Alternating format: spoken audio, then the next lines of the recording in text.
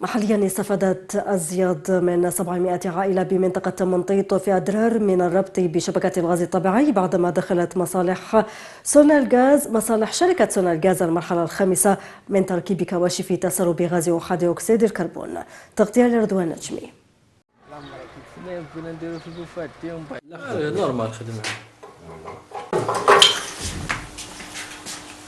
ربط قصر منطيط بمادة الغاز الطبيعي، حيث تم استفادة أكثر من 700 عائلة تقريبا من هذه المادة الحيوية.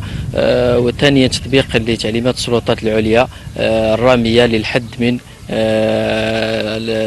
من الاختناق بغاز أحادي أكسيد الكربون.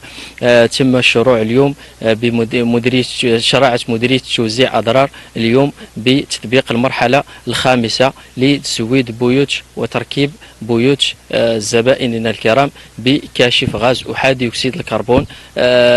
تأتي هذه العملية بعد معاينة الشبكة الداخلية للغاز طبعا في البيوت.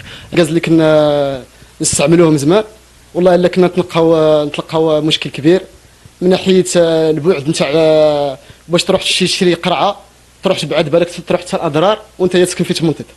على جال القرع بالك القرعه هذه تدوم لك سمانه ولا سمانتين ما تطولش.